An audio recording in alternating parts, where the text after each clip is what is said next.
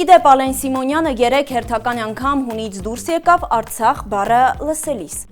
Իսկ ինչի եք Արցախ ասում, ուզում եմ հասկանալ։ Հիշեցնենք Ալեն Սիմոնյանին, որ Արցախի Հանրապետությունը Ադրբեջանի տարածքային ամբողջականություն ճանաչվեց ընդամենը 4 տարի առաջ, 2022 թվականին Պրահայում, իդեպ իր անմիջական ղեկավարի Նիկոլ Փաշինյանի կողմից։ Արցախը, կամ ինչպես Սիմոնյանն է սիրում շեշտել Ղարաբաղը, դեֆակտո Ադրբեջանինը չի եղել անգամ ԽՍՀՄ տարիներին։ 1923-ից մինչև 1991 թվականը այն ունեցել է ինքնավար մարզի կարգավիճակ, որից հետո անկախացել է եւ այսօր էլ գուցե կլիներ անկախ, եթե զրոյական կետի չհասցվեր բանակցային գործընթացը։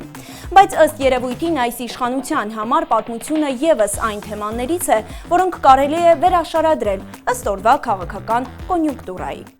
Այդ դեպքում ես ձեզ խնդրում եմ վատ մի զգացեք, որ ինչ-որ մի երկրում, ինչ-որ մի մարդ կարող է Հայաստանի Հանրապետության Երևանին ասի Երևան, Սևանին ինչ-որ այլ բան ասի։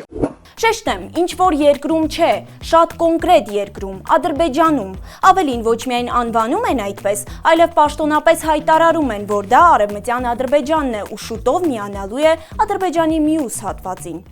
Էս է Հայաստանի Հանրապետությունը։ Այո, Սիմոնյանը ճիշտ է ասում, այս պահի դրությամբ դա է Հայաստանի Հանրապետությունը, բայց հիշեցնենք, որ 2019-ին էլ նույն ձև Արցախի դրոշն էին թափահարում, ասում Արցախը Հայաստան է եւ վերջ, իսկ